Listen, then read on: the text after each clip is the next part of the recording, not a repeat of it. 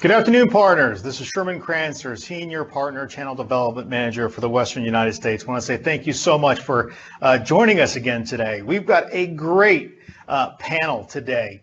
We have two titans in the marketing industry helping us understand, the different concepts of marketing and, how partners should market, maybe, what partners are thinking, a couple of years ago as opposed to what are the cutting edge techniques that we're going to be covering today. So we're very, very lucky.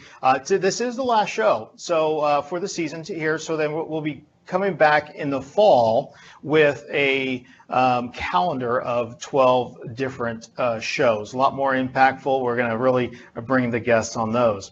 All right, so the agenda here real quick is we will have some thought leadership that we'll talk about, and then we'll go into Act 1, which is the evolution of marketing.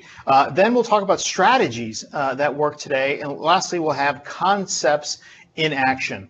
Now, with the concepts in action, I think these are some of the things that you'll be able to take away. I think with the whole PowerPoint, you'll be able to actually, move with it, take it, be able to download it from the PLG site, as well as, utilize it for your future use there. All right, so let's get into the introductions real quick here. You all know who I am, and you have my contact information. So let's just get right into Joel. Could you please just introduce yourself, to the group, a little bit about yourself?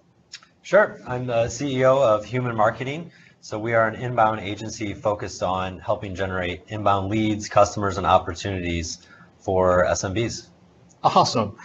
Dan? Hey, Dan McGowan, CEO, founder of Effin' Amazing. I've been in the digital marketing space for over 17 years with a high focus on analytics, email automation. So it's been a fun time. Great. And Eugene Chi, good afternoon, partners. And I wanted to specifically have this presentation so that we can talk to partners about how they can be more effective with their marketing and leverage some of the digital assets and resources that are out there. And if you're not very familiar with this, seek resources that are available to you, like these two companies. Great, thank you very much. Now, before we get into the company introductions, there's a couple things that I just want to go over really quickly. Marketing and sales and marketing are two different things that I really do believe go hand in hand. Neither one is more important than the other. I don't believe that you can do just marketing or just sales. You really have to have a combination of it. And if you take a look at your business, and we talk about strategy, we talk about, planning for the future, you need to ask yourself one question is, do you currently have a plan in place, and are you executing on the plan? Now, I can remember as a partner, I was, I had a plan. I had the Microsoft Community Connections Initiative, and that was really my plan. But I didn't have search engine optimization as a big thing for me. I didn't have, a lot of LinkedIn presence or Twitter or, a lot of the things that we're going to be talking about today. And that, I think, was a mistake. And so I think we're very lucky today to actually have these specific titans of marketing on here to really help you understand that. But I challenge you to take a step back. Once again, let's start strategizing and let's take a hold of your business. If you're sitting there by yourself, you have 10 clients and you're not doing anything, I think that's going to be a mistake. And I think you need to think about tomorrow, because it's just a whole new way of doing business. All right, with that, let's get into the company introductions. What we're going to do is I'm going to hand it over to Joel first, and he's going to talk about his organization, and then it's going to go to Dan, and then we're going to get right into the opinions for everyone. All right, Joel? Thanks, Sherman. So my background, just some quick information. I've spent over 10 years in the B2B community, specifically with Microsoft partners, helping build out sales and marketing organizations for them, whether it's learning partners, ISVs, and other organizations. So recently, about 2 years ago, founded Human Marketing, which is an inbound marketing agency focused on helping SMBs with their digital marketing, and specifically inbounds, meaning we help, we make sure that customers are marketable online. They're getting found by their ideal prospects and targets through things like search engine optimization, content marketing, analytics and reporting, web design and development. So basically just helping bring customers and prospects into the top of the funnel, and as well as all the way through to the bottom. Great. Well, thank you very much. Now, Dan, why don't you go ahead and talk a little bit about your organization? Yeah, of course. So I started F and Amazing about 2.5 years ago. We're primarily an analytics and growth consultancy.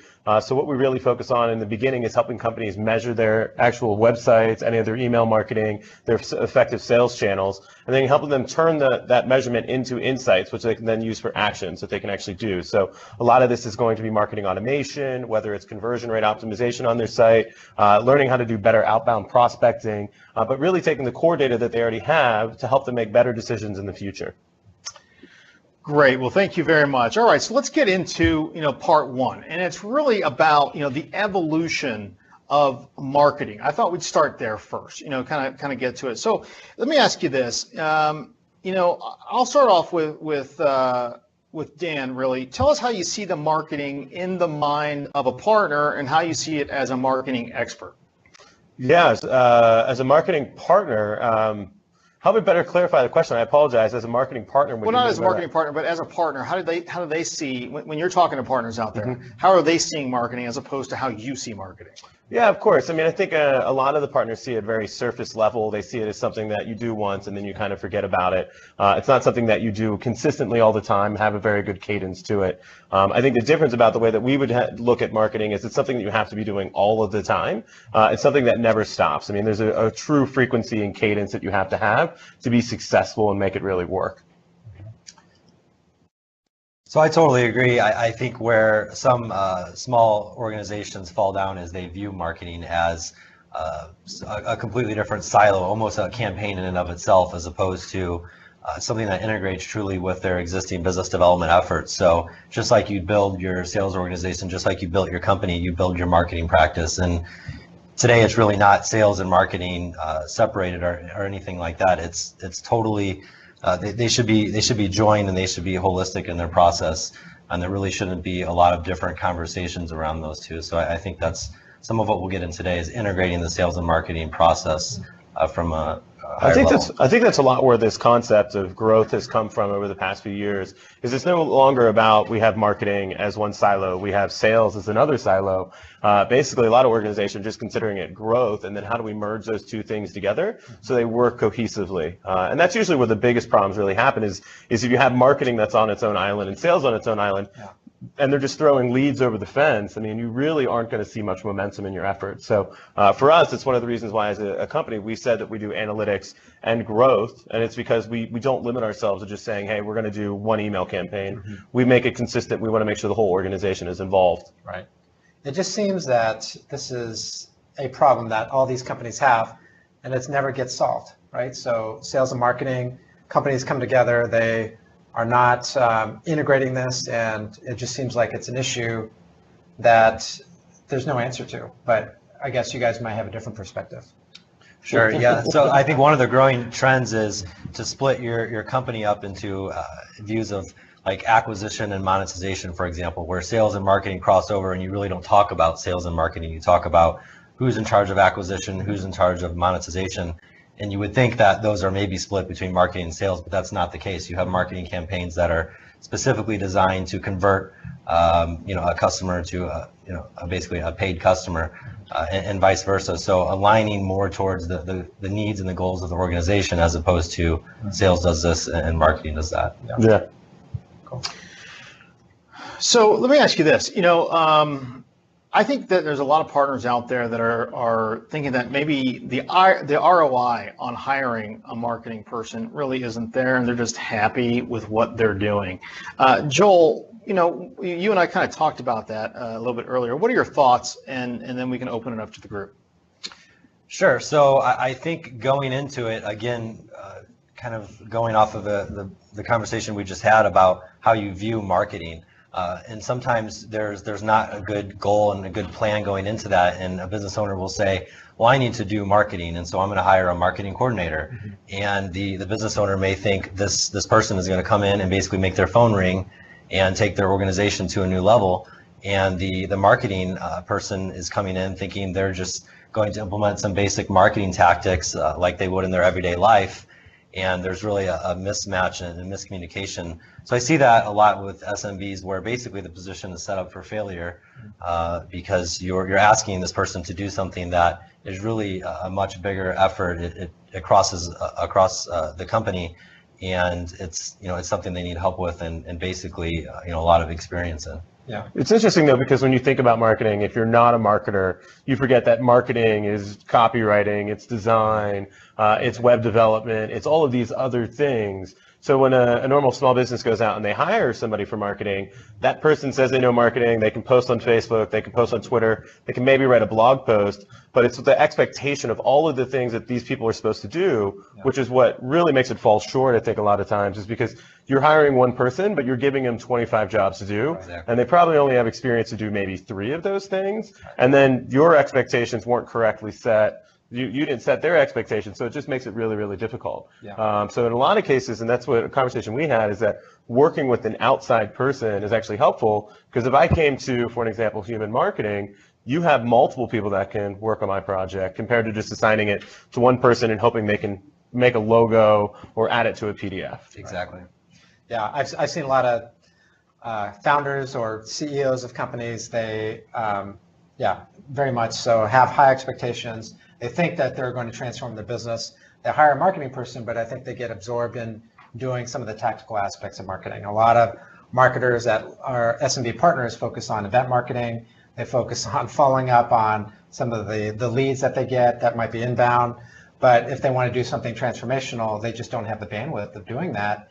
And I think having that expertise of, like, I do event marketing really well, and then doing some of the sophisticated digital marketing aspects, you start running out of that aspect of having deep insights. And when I talked to Dan, I saw him at a summit one time, and he was just rattling off all these different tools that his organization uses, and there was like 1 out of 20 that I recognized. And it wasn't even on my radar of the types of tools that are best of breed. So I thought that was really interesting how the market's a little splintered in terms of, like, it doesn't seem like there's one product that does everything, and otherwise everybody would be gravitating toward it. But The problem, I think, with those tools that do try to do everything is they only do it 50% well. So that's the hard part. And then you have these best of breed tools which come out. Luckily, they hopefully integrate with each other. But that's some of the reason why you've seen a lot of these smaller tools. But going to the point where you talk about you have an event, you have a marketer who's doing events, then they have to manage the follow-on. There's a concept in marketing operations, and a lot of companies forget about this, is there's marketing, which is creative, which is designing the flyer, building the events, and all these things. But then you have the operations aspect, which is, how do I actually integrate these things? How do I send the emails? And that's something most companies forget about. They try to put all of that on one person, when at a sophisticated organization, you would have a marketer who's a little more creative. You might have a marketing operations person who's a lot more technical and can manage all these systems. I mean, how do you see that?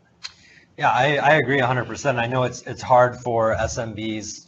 You say, well, sure, that sounds easy, but I'm not the size of a company where I can have 5 different departments in my marketing organization. But it's the same thing, with the sales analogy. For those, that sure know sales well and how to structure that, you want them focused on their specific aspects of whether it's outbound or responding to warm leads, referrals, or networking. Typically, salespeople are more aligned to do one of those aspects as opposed to all of them. Same thing in marketing. And I think, as you were saying earlier, I think hopefully we can educate everyone that it's very technical, and there are a lot of moving parts. So I agree, and I think you can accomplish it, as with anything, any new business, small as 1 or 2 people. You just have to go into it knowing those components, as opposed to having too high of expectations for one single person or campaign. So we've got a lot of questions from the audience that are coming in. They're just starting to pour in here. We will get to some of these, but I think one of the things that I want to touch on before we move to the next section really is about, I've noticed that a lot of partners start and stop. They start and stop, and they put a lot of effort in, and then they get busy, right? Or they put a lot of effort in, they get some clients, and then they stop. I would like to know, and Joel, we'll hit you up with this one again. Partners have trouble understanding kind of where they want to be strategizing, right? And then kind of going with the stop. What are your experiences when talking with, partners and their marketing efforts? Right. So again, it comes back to expectations and thinking that maybe you're going to engage a company or a person on a single campaign and it'll transform your business. But rather than thinking of it that way, we try and help educate our customers to, it's a longer term strategy. It's a core part of your company. And if you do it the right way and truly understand it and invest in it, it's like anything else with your business. You can build up super high barriers to entry to do something that your competitors can't just spin up overnight. So as with a paid campaign or a simple webinar or something like that, that can be replicated. But if you invest in it long term and you are continually, month after month, quarter after quarter, understanding your long term goals, then you can build up an inbound acquisition channel, as well as differentiate yourself from your competitors that are out there. Yeah, I mean, you don't want it to be up and down, right? And that's, I mean, if you keep it constant and you have a strategy that goes throughout the entire year and it's consistent, I mean, you're going to be more successful. It's going to enable you to obviously have a good amount of traffic that's coming into your business, but it's also going to be very much to the point where you potentially could have a wait list, right? People could wait to start working with you, which is not a bad thing to happen. Actually probably gets more people into the funnel that way. So, I mean, marketing is something you have to be consistent at, just like sales. Right. It has to be something that keeps going. I mean, it's like you have to look at marketing almost like an accountant. Yeah. Do you tell your accountant to take 6 months off out of the year and to see him later? Right. No, because things would fall apart, your books would become a mess. So marketing is very much the same, as you have to keep that book going. Yeah. Exactly. And we saw the evolution, we were talking about the evolution of kind of marketing and sales. One thing at Microsoft that's changing is that we're moving from like an on-prem world to cloud services and a subscription model. So, partners might have a question on how do I hire a marketing firm or an outsourced company to help them on a subscription type of business versus one that is project-based. So, normally partners would win a big deal, and that deal they would feast on, right, for a few months. And then they would go after another deal of that size. But now the deal's a little bit smaller, the recurring revenue is longer, and so does that shift how marketing strategies evolve as a result of maybe not as bigger projects one time and more like longer term recurring revenue?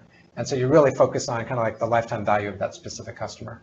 That's a really key point, again, because if you're looking at your marketing investment up front, dollar for dollar within 30 days or a week, and you're really nervous about that money going out, which any business owner is, but exactly, if you don't have, and Dan can speak to the metrics piece of it, but if you don't have a solid grasp on your lifetime value and what those customers mean to you for not just that month or 6 months, but a year, 2 years, 3 years, whatever your lifetime value is, and then you attribute that marketing investment to that lifetime value. That's key, and that enables you to understand how much you can invest into acquiring that customer, rather than being very afraid and hesitant to go out and invest that way.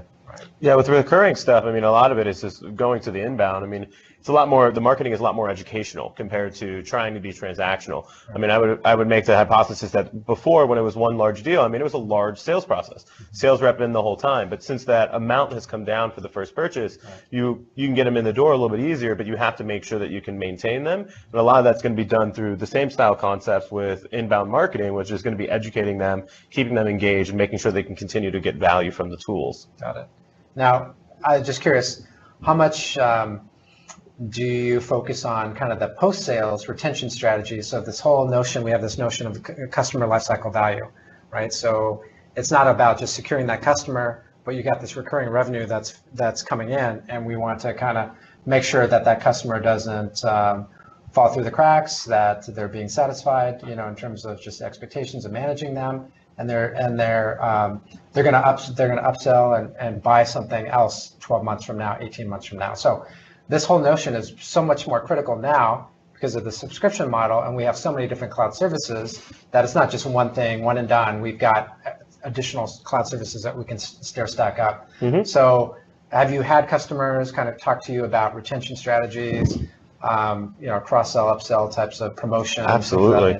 Yeah, I mean, I work a lot with recurring style businesses, a lot of subscription businesses, and the model is always land and expand. We want to get into an account, and then, of course, once we're in, we want to be able to upsell. We want to figure out what's going on. But a lot of that also comes down to the metrics that we use, is we want to track what's going on with that individual user.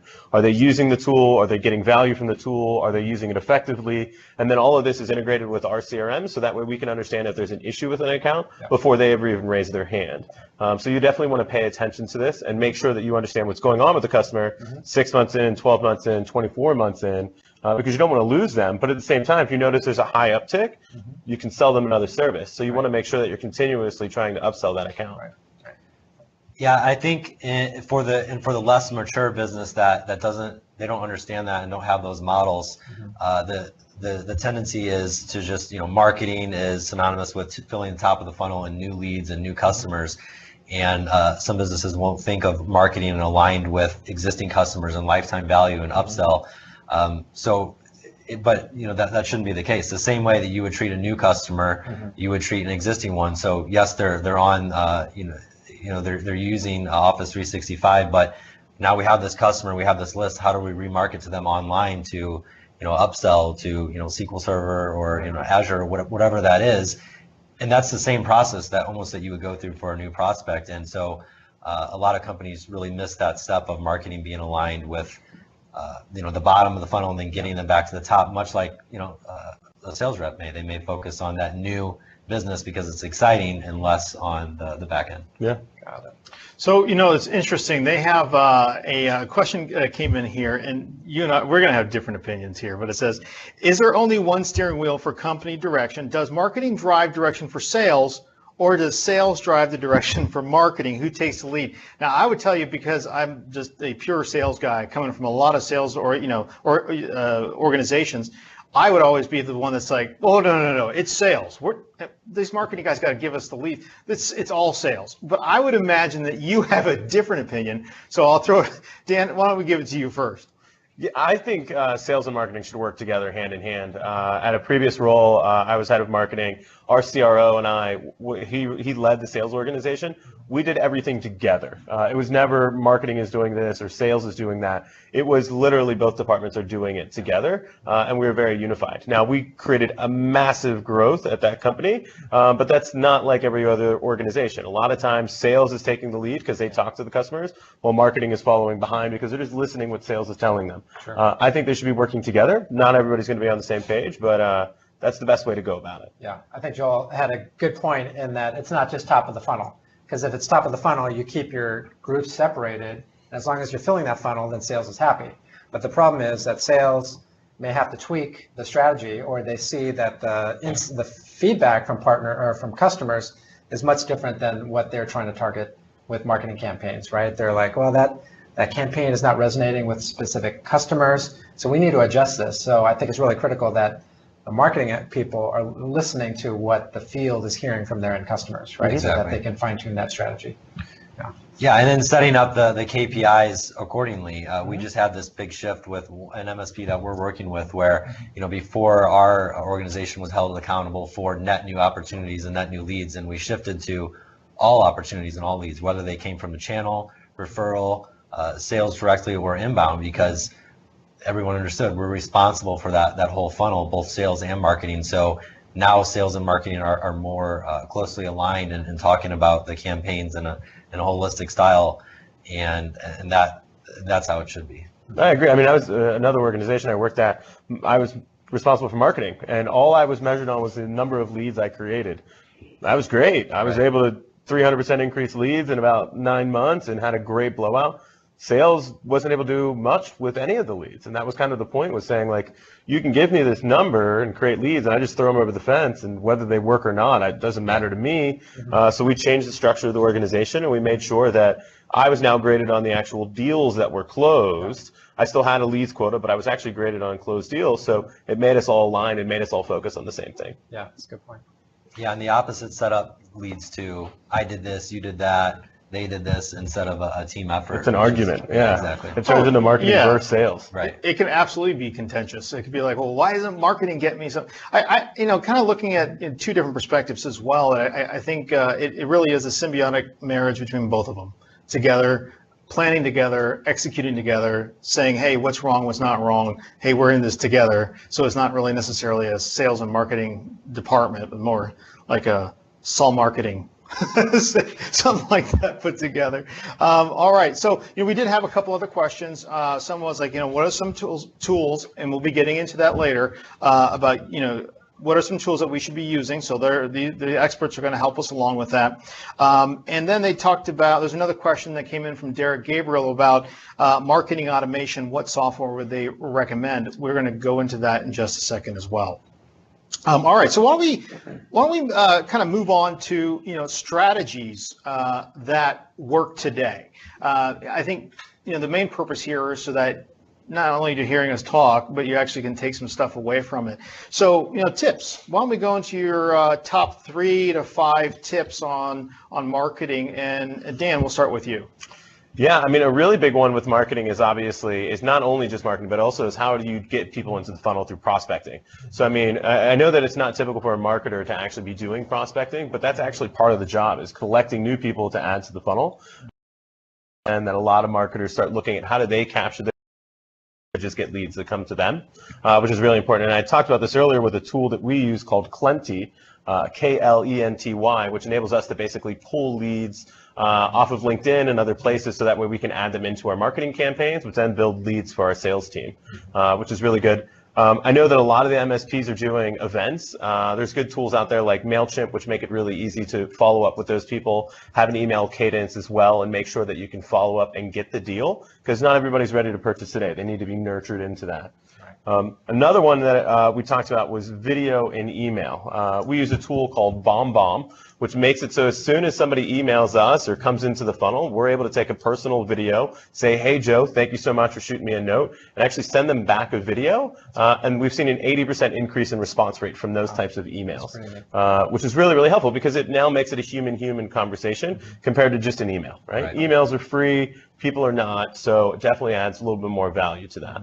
Yeah, that's a good point. When you told me about what you do, I was like, oh my gosh, there's another believer out there. You got to send video in your email. I love it. And I actually worked. BombBomb was actually the one product that got me thinking about it like 6 years ago.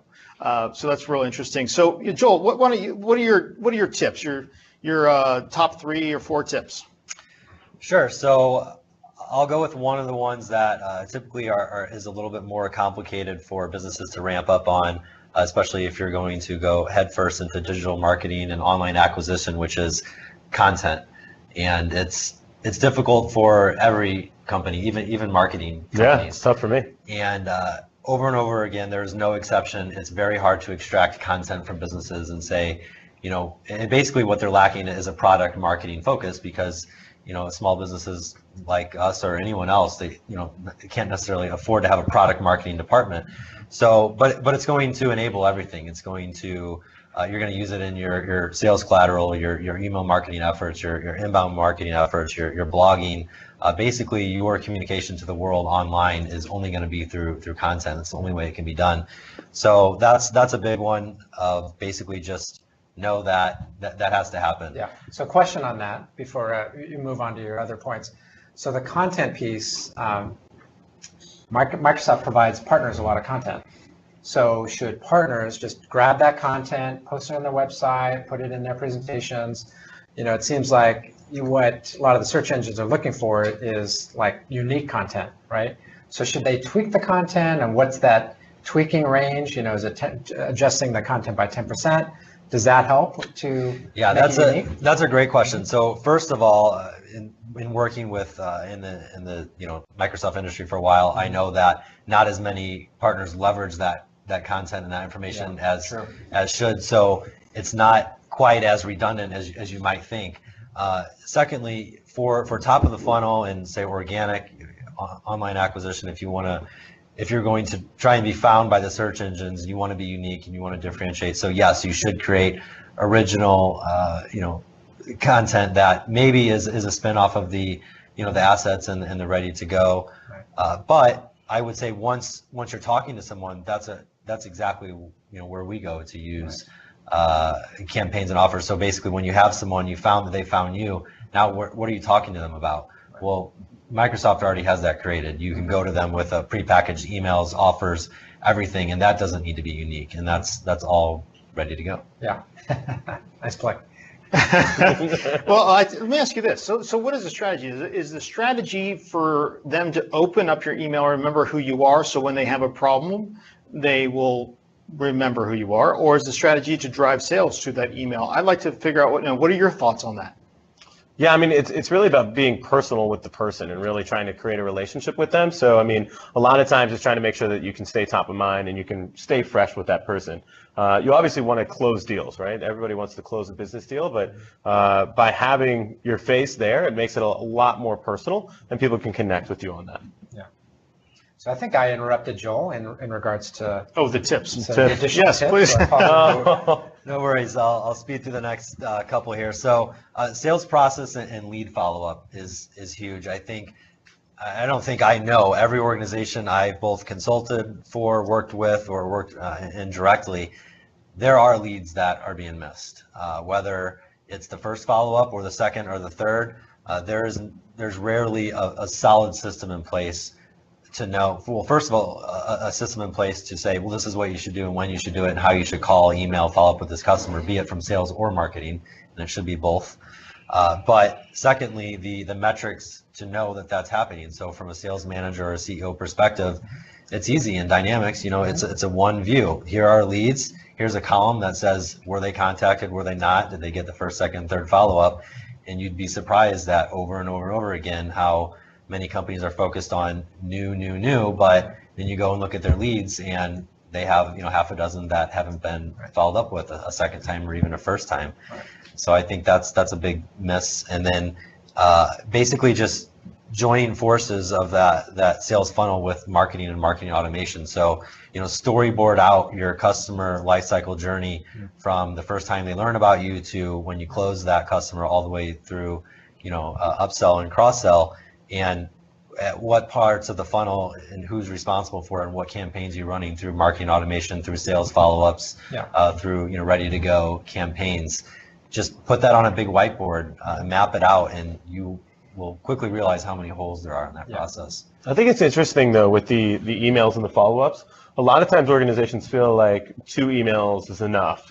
They got 2 emails, they don't want to hear from me, I shouldn't email them anymore. But statistically, you should have 8 emails. Harvard did a big study on this last year about how many emails does it take for a sales rep to be heard, and it's typically either the 5th or the 8th email is when somebody responds. So it's always a little disheartening to me when I talk to a sales rep at any company, and I'm like, well, what's your follow-up cadence? They're like, well, we have 3 emails. I'm like, well, that's not enough. Like, you need more.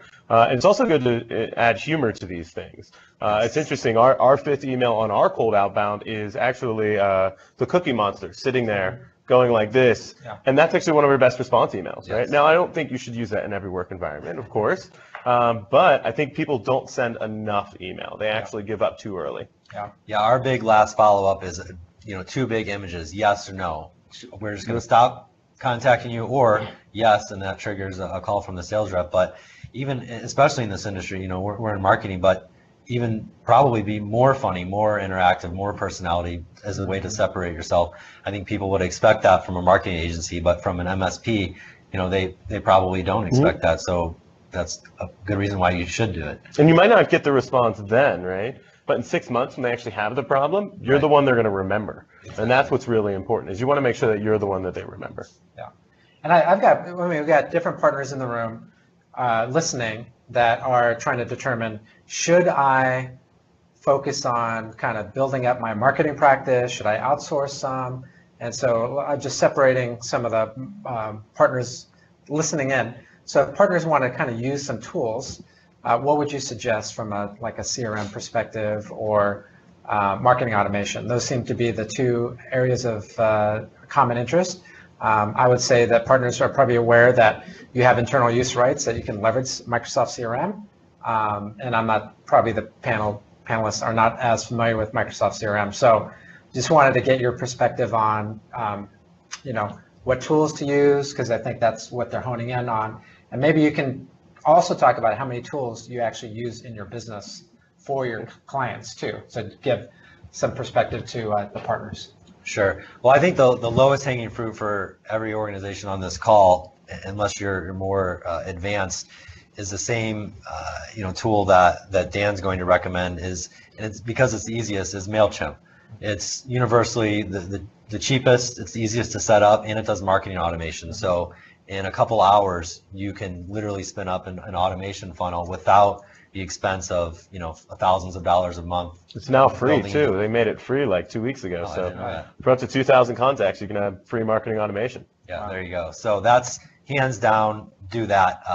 But for more sophisticated, when you are investing in the funnel and you have leads and opportunities coming through, I'm biased in this opinion. We're a HubSpot Gold partner, but when we natively integrate to dynamic CRM so that we can get a view of that entire lifetime cycle, and also pinpoint who that customer is, what they're doing online, what their actions are, and give that information back to the sales reps, to the sales team, so that they can follow up on it and that we can follow up on it.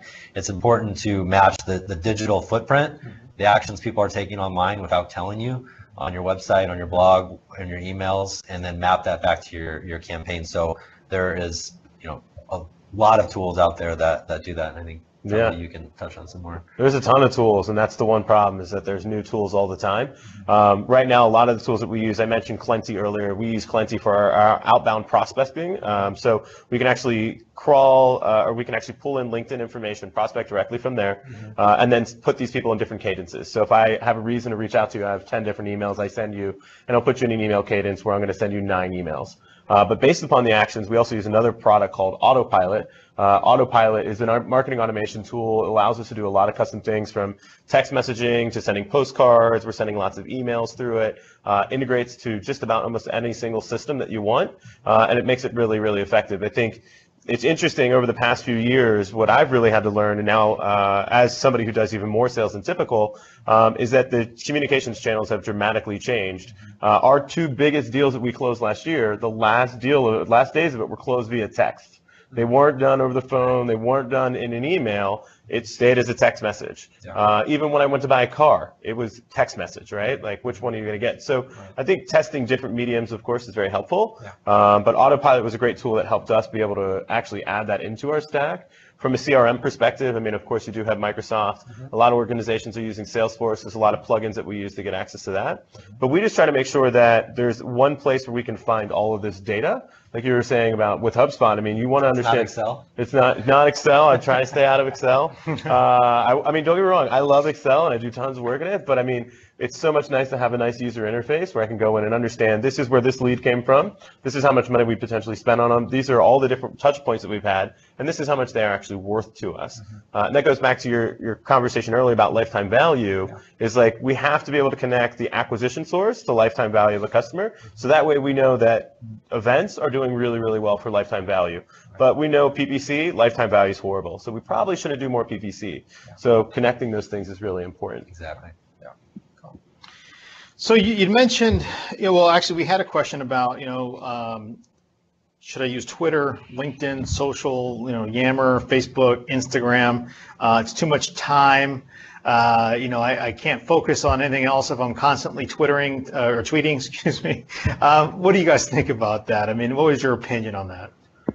I think social media is going to be a little tough for MSP. I would look at different ways of being able to manage it if you are going to maintain that. I mean, a Hootsuite or a Buffer app, these types of tools will make it a little bit easier to broadcast these things out. So that way you do it once and then it's basically sent out through the week. But I don't think from an MSP's perspective that's going to be Twitter or Facebook are going to be strong acquisition channels. I don't even think they'll be great engagement channels per se. I think LinkedIn is amazing for prospecting and great for research. I think Twitter and Facebook are great for research. I look at these as a lot of research tools. So I have a new lead that's come in. I'm going to do my research so I know how to open my first email to them and then be able to do that. I would try to do my best to automate the rest though.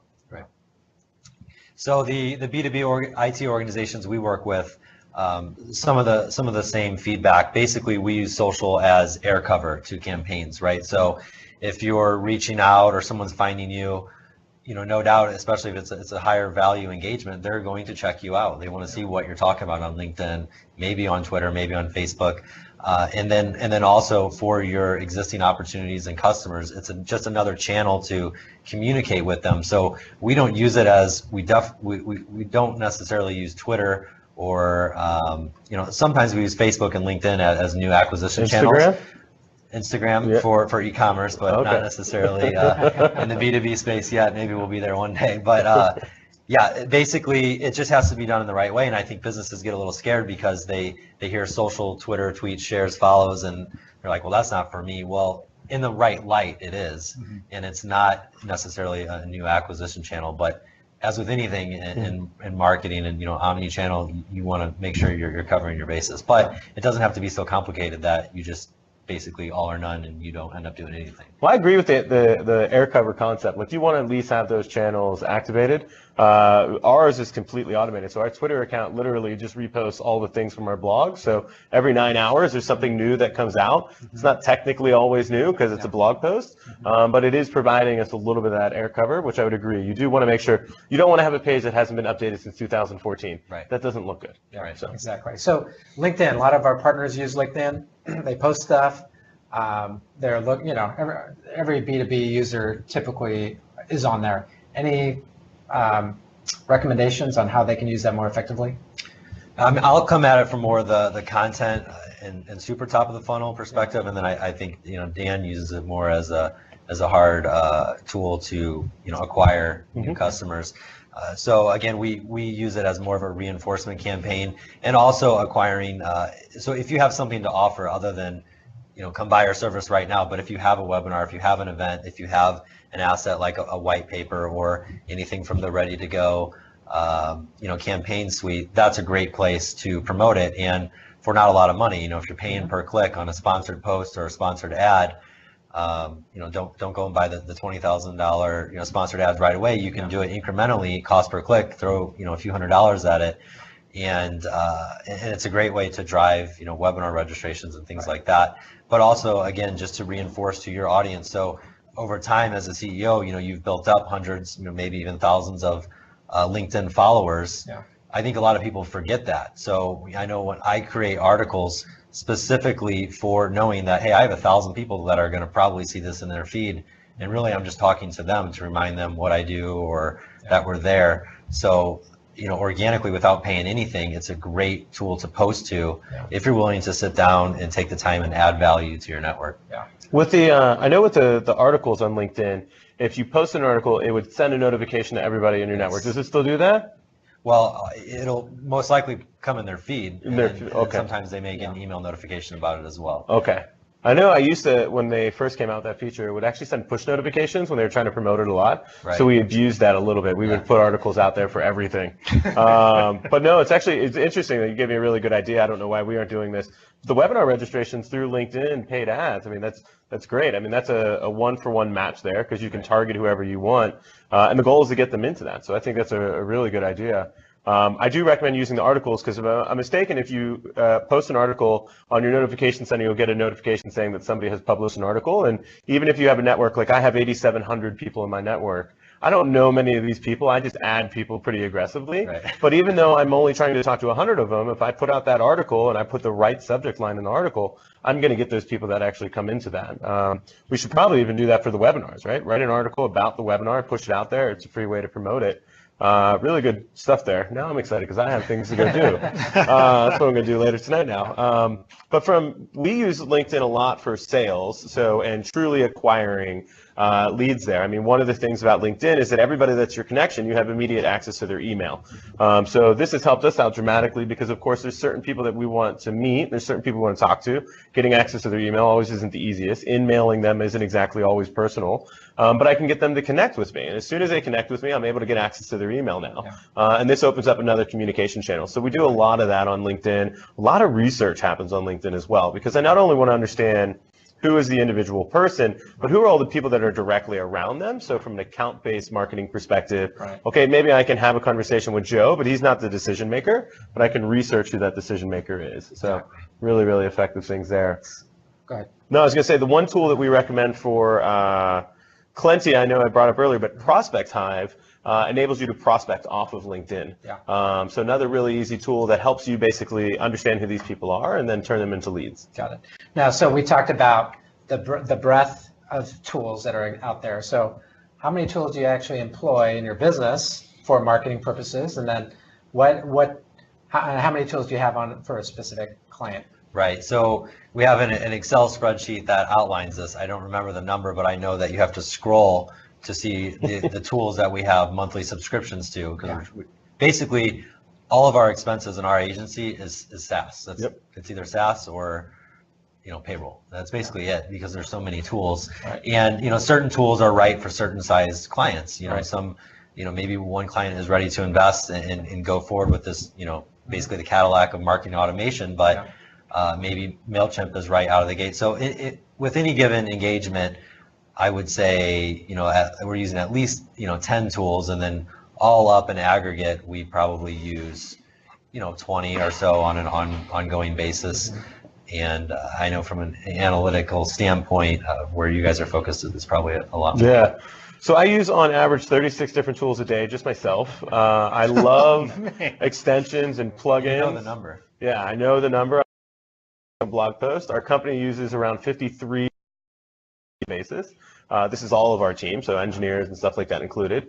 Our marketing stack as our company is roughly 9 tools. So those are the main tools that get somebody from inside the funnel all the way through the other side of the funnel, and then we have other tools after that. But the typical client engagement that we have usually is 3, maybe 8 tools that we're using, which are the mainstays. So there's certain things that we always use, such as a product called segment.io, which enables us just to pass all of our data around, which is really flexible. Zapier, which is really popular in the marketing industry everywhere. The really, really popular one. And then, of course, we use Amplitude and Google Analytics for analytics. So it just makes it easier for us to add tools. But when you look at the actual amount of money that we spend on tools, we spend $3,500 a month on just subscriptions, which adds up, but the value that we get back is exponentially higher than that.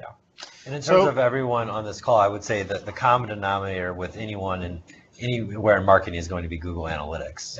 And it's free. It's free, and you can know where you're going and what's happening. Half of the tools I use are free. So, I think with that, actually, that kind of segues us into really concepts in action. The third act really is where we kind of talk about a couple other things. And it seems with all of the tools that you're talking about, 36, holy smokes, that's just a lot of tools to use. It seems like if you were a partner by yourself doing 36, doesn't seem like you could have the time to do your business. Secondly, the first thing I want to say is, or want to bring up is hiring inside as opposed to hiring an outsourced marketing firm. What are the scenarios and have you dealt with that? And can you kind of elaborate on your thoughts? Joel, why don't you start us off? Sure. So I think, it depends on where you are as a business. I think the ultimate is, I'm a strong believer in, everyone we have is a full-time employee. So I'm a big believer in team, people being together, local, and access to one another. So I'm never going to speak against, bringing something in-house. I think if you can do it, awesome. But, realistically, going back to the conversation we had earlier, until you hit a certain level in revenue and scale, it's probably not a good idea, because again, just to ramp up the fees and recruiting, and then hopefully not, but you may have to terminate that person. As we all know, that's the biggest time and cost burn in any company is employee turnover. So with an agency or a marketing company, you're leveraging all their years of experience, their tools, everything they have set up out of the gate to instantly hit the ground running, as opposed to building that in-house. So I think there's definitely some scale to leverage there with outsourcing the smart way. Yeah, I think hiring is really, really good. I mean, obviously, if you can bring something in-house, it's always great, because it's an investment that you hopefully will be able to retain for a long period of time. I think the interesting question is time to value, right? So when you hire somebody, there's a large investment which goes into just training that person on how things work, culturally making sure they fit into the organization. Then if they're going to bring in new tools, they need to train themselves on these new tools. When you bring in a consultancy, and this happens a lot in our business, is we're brought into an organization, we're told, hey, audit everything, figure out what our strategy is, okay, go start that, and then we actually help create the job requisite for them to go hire somebody. And success for us, luckily in our organization, is typically we helped hire our replacement, and we're being weaned out and they're being weaned in. But instead of them coming in trying to figure things out where the expectations aren't matched, they're not a designer, they're not a copywriter, they're just a marketer. There's less of that because all that stuff's already been set up and expectations can be managed, and time to value is much shorter. But once again, I agree, hiring in-house is always a great long-term strategy, but I also recommend to use a consultancy like yourself to start with, and then as you start to build out the program, okay, let's add people to this that we can use internally. Because then you'll actually understand, like, who do we need to hire, what strategies were successful. Because if you hire somebody internally and they fail, well, maybe that's all they're really good at. Well, now you're stuck with just that person. But if you use a consultancy, you have multiple people that are good at different things. There's a failure, okay, great, we can pivot, we can do this, okay, that worked okay, let's pivot and do that. And then you finally figure out what works for your organization, and then you hire the person to do that job. Yeah, what about an augmentation strategy? Does that work? So somebody's, maybe we talked about they're good at event marketing, right? So they're good at that, they're good at top of the funnel activities that are more traditional in nature, but then all the sophisticated digital aspects is brand new to them, right? So what do you get? Do you partner with them very well to just focus on their kind of complementary skills? I was going to say that's actually what we do in a lot of cases is we serve as the marketing operations person a lot of times. So because you have very complicated technical systems, they have to have HTML, JavaScript, anything to run, need to be connected. So we actually get paired up with an event manager, and they literally just give us a task list. We then mock it up and then say, hey, is this what you're thinking? And they say yes, and then we build it. And then we do augment their teams. So I would assume that happens with you too. Yes, and that's even more ideal for us. I think we're more outsourced wholly, but we also have engagements where we're working with a marketing department. But even if there isn't a marketing department, you're essentially augmenting someone in an organization, even if it's the CEO themselves. And I would say, I guess the same thing with hiring a full-time employee. The risks are, well, what if I choose the wrong company and I'm outsourcing to, and that happens all the time. I've spent my entire career on the client side, hired and fired, numerous agencies, and was really frustrated, and one of the reasons why I started this company. But so that's a risk, and you just really have to know who you're developing that relationship with. And then the last point on that is just to make sure that company is, everything they're doing is proactive, and everything they've done is repeatable and scalable. So we always tell our clients, you should be able to fire us today and be fine in terms of the growth that's been happening for you. It should, for the most part, be automated, or at least a repeatable process that someone else could pick up. Where you want us is to grow to the next level, to the next level, to the next level. That wouldn't be a popular statement for some agencies where everything is essentially glued together, and you lose that person or that agency or that consultancy, and everything falls apart. That's the situation you don't want to be in. It's a lot easier to fire me than an employee too. I will say that. Exactly. You don't have to see me carry my box out of the office. Plus, you're worried about it every day, which keeps us on our heels. Absolutely. I'm always trying to make sure that my clients are happy. Right. So. Right. Cool. All right. Any other questions that we want to pose here? Well, I think one of the things is talking about content marketing a little bit. Let's talk about content marketing. SEO, we all know what SEO is, or most of the partners know kind of, but give us your thoughts on that. And then we're going to go into the data enrichment after that, and we're running out of time, so we'll get through these two things. Joel, start us out.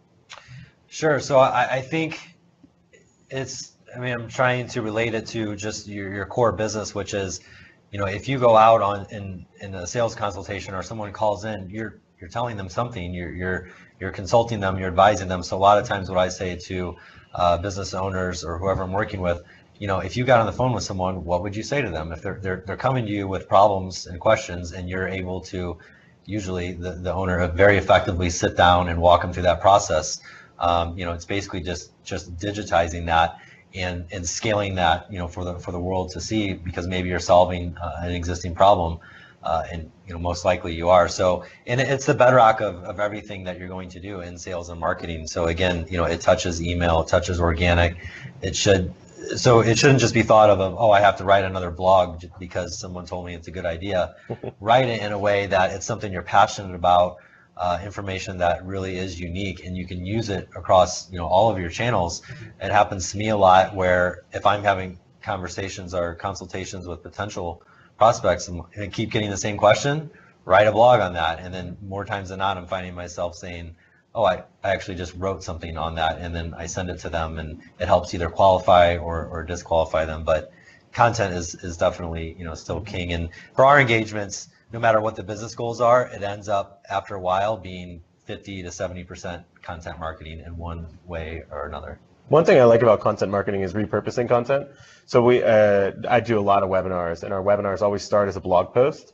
We typically take a blog post, we try to write 3,000 words, sometimes really, really big. We then take that, make it into a webinar. That webinar is then lead gen. We then take the slides, put that somewhere else, that's lead gen. We then have the recording for it as well. And then we take that blog post and we give it to a designer and we say, hey, put this in a Word doc, make it look pretty. Now we have a white paper or something like that. So this one blog post, through some repurposing, has become 6 different pieces of content, which we now are capturing leads from. So we're now not just getting 1 lead, we're getting 5 leads. So it's really, really helpful. Yeah, the gated content is interesting. So gated, something you offer in exchange for like an email address. And, we use assets from Microsoft all the time where if you just, Bing it, you can get it for free from Microsoft, but on a client site, we're actually gating that content and, having a lot of success with that. So like you said, you can use an asset in one sense, it's free, but then on another page or another medium, you're actually, getting an email address in exchange for that. Yeah. So, using it in multiple purposes. And that leads a good segue into the data enrichment that we had talked about, which we do a lot of. So we work with multiple services, fullcontact.com, clearbit.com, towerdata.com. What happens is somebody fills out one of those gated content. We also ask first name, last name, company name sometimes, but if it's a certain piece, we may only ask for email. Right. And we integrate with these other services, and just based upon that email, I'm able to get your first name, last name, how long you worked at the company, how big is the company. I've seen ones where how many patents does the company hold, how much revenue is the company funded, and all of this goes built into our lead scoring model and helps us prioritize the good leads compared to maybe the junk leads, which is the college student that just filled it out, compared to a CEO of a 300-person company. So I definitely recommend using that data enrichment from a personalization layer as well, because it's always great to reach out to somebody and be like, abc.com, right, if that's the company, and adding that into the email. And it's all automated through your marketing automation tools, and you can be very sophisticated. I mean, there's 600 different fields you can get about a person or the company they work for. And that can be really, really helpful. I mean, you can look at gender, male or female. That's a different conversation. It's a different opener that you're going to use. So that gated content with enriched data enrichment, I mean, that just makes your marketing automation tool in CRM so much more powerful. Yeah. All right, and then let's see, real quick, because we got 3 more minutes left. As many of the people on the call know, I'm a big fan of email marketing, and I think I use email marketing to create that human touch, right? To provide updates, to provide different ideas, hopefully to help partners, with their respective business. So, Dan, what do you think about? I mean, you mentioned the human touch. I like your thoughts. Just real quick, why is it so important? You're in a sea of 6,000 other salespeople that are spamming these people all day long, and they're blanketing that person with email after email after phone call after phone call. And if you cannot stick out at all, then you're really not going to be able to do the sales. So getting your personalization right, getting your first intro right is really important. A lot of what we focus on is in the first email, we want to make sure that it's personal. So I may see a picture on Facebook that you went to Hollywood the past weekend. I may ask you how that trip was. Now that may be the only personalization I do, and then I add you to an 8 email cadence, which is all automated, nothing's personal anymore.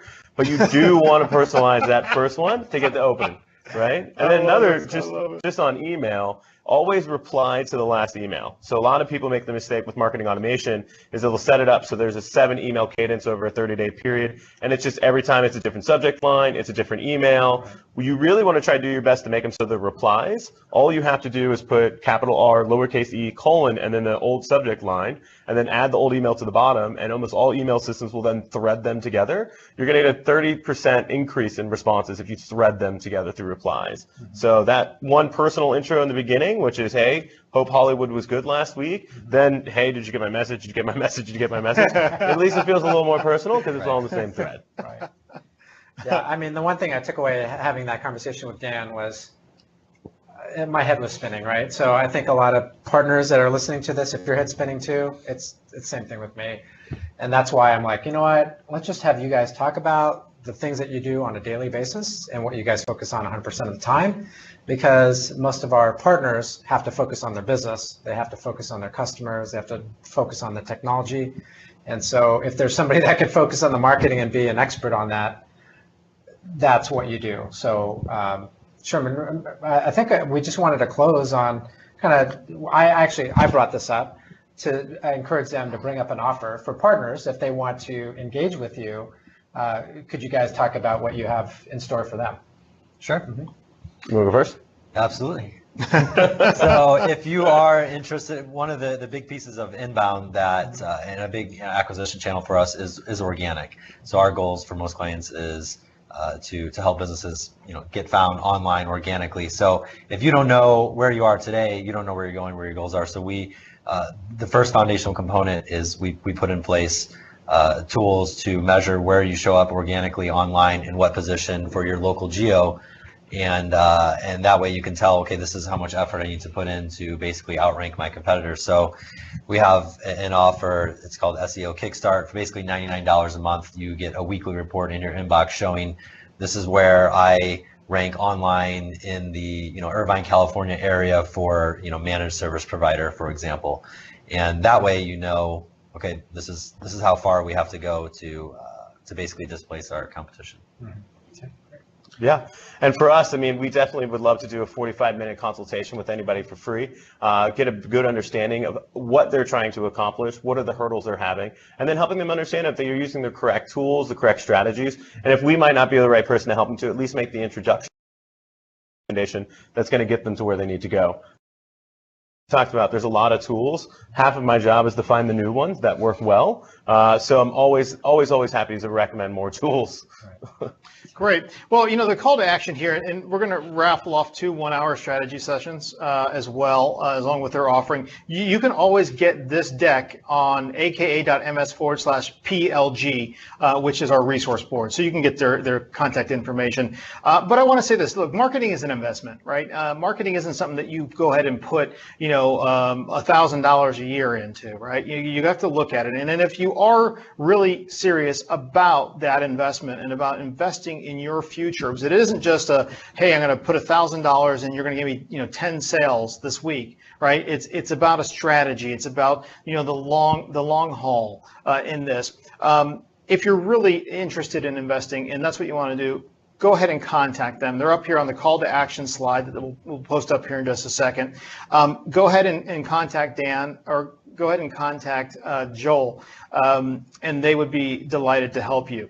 So with that, we're going to end our call today. Thank you so much for being a part of this series. We really do appreciate it. We're coming back in the fall. We'll keep in touch with you coming up. We might have a special presentation kind of in between there, just in case if we can get it together. But lastly, let's go ahead and do this. I think we took a look at it. Can you?